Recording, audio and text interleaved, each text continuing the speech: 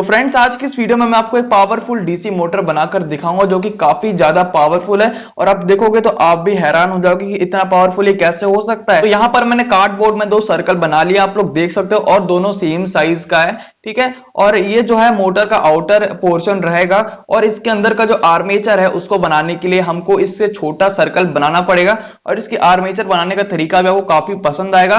तो इस कार्डबोर्ड से मैं उसको बनाने वाला हूं। तो देख लो, यहां पर मैं छोटे छोटे काफी सारे सर्कल्स बनाऊंगा। तो कार्डबोर्ड के मोटाई के हिसाब से आपको यहां पर इस सर्कल को बनाने हैं। यहां पर जो इसकी मोटाई है वो थोड़ी कम है, इसलिए यहां पर मैं थोड़े ज्यादा यहां पर सर्कल बनाने वाला हूं। आप अपने हिसाब से कुछ भी यूज कर सकते हो। तो अब मैं इस सर्कल के अंदर एक डिजाइन बनाने वाला हूं, आप लोग ध्यान से देखना। और ये मैं यहां पर एक वाई शेप का डिजाइन बनाने वाला हूं, ताकि हम इसमें अच्छे तरीके से वाइंडिंग को लपेट सकें। तो इसलिए आप लोग देख लो, इसको एकदम बारीकी से इसको बनाना है। मैं यहाँ पर सिंपली आपको एकदम सिंपल तरीके से आपको ड्रॉ करके दिखा रहा हूँ, बाकी मैं इसको एकदम अच्छे तरीके से कट कर लूंगा। तो देख लो, यहाँ पर मैंने इस प्रकार से वाई बना लिए हैं।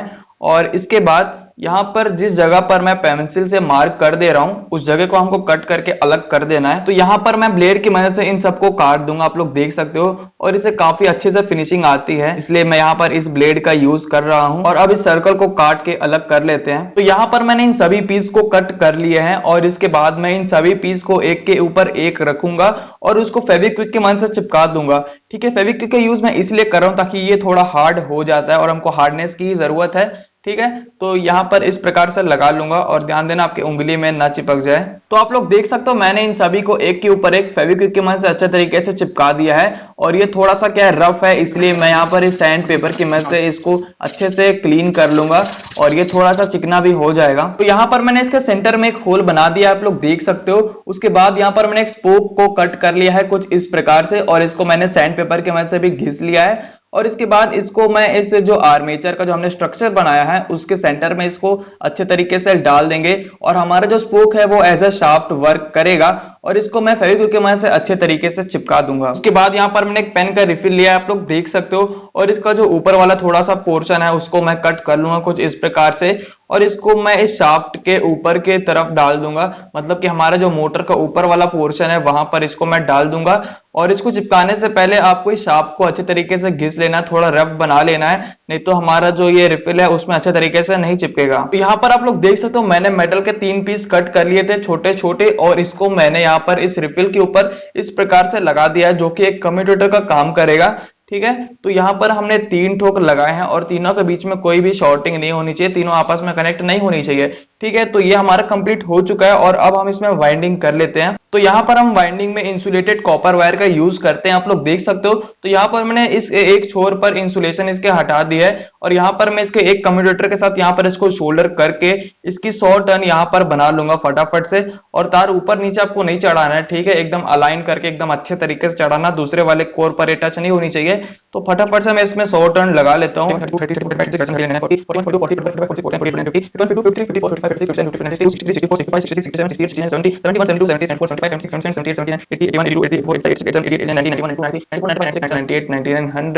और आप लोग देख सकते हो, यहाँ पर मैंने इसमें 100 टर्न कंप्लीट कर लिए हैं। और इस पर यहाँ पर मैं फिर से इसको इंसुलेशन को थोड़ा सा हटा लूंगा, और दूसरे हमारे जो टर्मिनल है वहां पर इसको शोल्डर कर लूंगा। लेकिन उससे पहले इस पर भी थोड़ा सा टर्न लगा लेना है, नहीं तो हमारे जो तार है वो फिसल कर नीचे आ सकता है। तो यहाँ पर मैं इसको इसमें लपेट कर इसमें शोल्डर कर लूंगा, और जस्ट इसी प्रकार से दूसरे कोर पर भी हमको 100 टर्न फिर से लगाने होंगे। 5 6 7 8 9 10 11 12 13 14 15 16 17 18 19 20 21 22 23 24 25 26 27 28 29 30 31 32 33 34 35 36 37 39 40 41 42 43 45 46 47 48 49 50 51 52 53 54 55 56 57 59 60 61 62 63 64 65 66 67 68 70 71 72 73 74 75 76 77 78 80 85 86 87 90 91 92 93 94 95 98 99 100।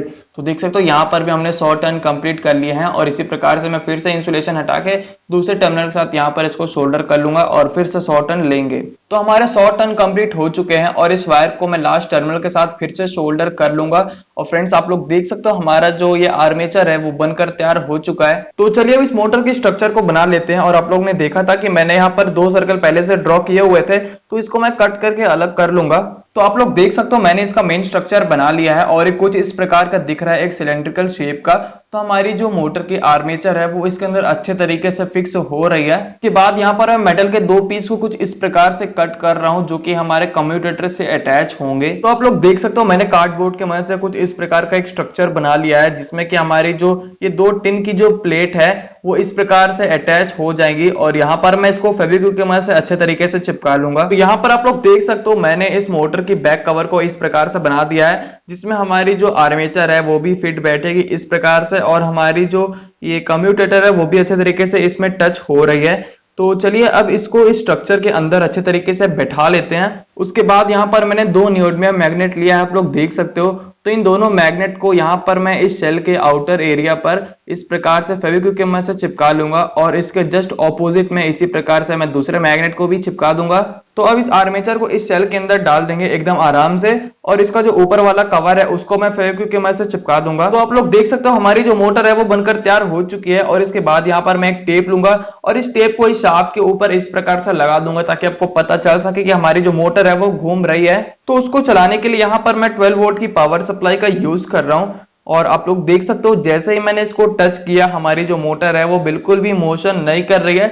लेकिन हाँ, जब भी हम इसमें टर्मिनल को टच करा रहे हैं हमारी जो मोटर की शाफ्ट है वो हल्की सी हिल रही है और हल्की सी आवाज भी आ रही है और मुझे समझ नहीं आ रहा कि इसमें क्या दिक्कत हो गई कि हमारा मोटर बिल्कुल भी वर्क नहीं कर रहा है। अगर आपको थोड़ा भी कुछ लग रहा है कि हाँ मैंने ये गलती की है तो आप कमेंट बॉक्स में कमेंट करो ताकि मुझे भी जानने को मिले। और यहाँ पर मैंने सभी पॉसिबिलिटीज को चेक की है कि हमारा मोटर चल जाए कैसे भी करके, लेकिन ये बिल्कुल भी वर्क नहीं कर रहा है। और आप लोग सोच रहे हो कि अंदर कम्यूटेटर टच नहीं कर रहा होगा, लेकिन वो भी नहीं है, वो टच हो रहा है तभी तो हमारी जो वाइंडिंग है वो उसमें से धुआं भी निकल रहा है। कई बार तो ऐसा भी मैंने देखा है कि इसमें से धुआं भी निकल रहा है और ये काफी ज्यादा हीट हो रहा है। तो फ्रेंड्स ये जो हमारा पहला अटेम्प्ट है वो तो फेल हो गया, ठीक है। इसका मैं दूसरा एक ट्रायल भी लेकर आऊंगा, इसका सेकंड पार्ट जिसमें मैं आपको इस मोटर को पूरा सक्सेसफुली चलाकर दिखाऊंगा, ठीक है। तब तक के लिए इस वीडियो को लाइक कर देना, वरना डिसलाइक करना अगर पसंद नहीं आया तो मुझे तो यही लग रहा है कि आप लोग डिसलाइक ही करने वाले हो। तब तक के लिए चैनल को सब्सक्राइब कर लो और अब चाहो तो मैं इंस्टाग्राम पर फॉलो कर सकते हो और एक बार चैनल को विजिट जरूर से करना क्योंकि इसके पहले ही मैंने काफी सारे अच्छे वीडियोस दिए हैं, तो जाकर उनको भी एक बार वॉच कर लेना। तब तक के लिए थैंक्स फॉर वॉचिंग।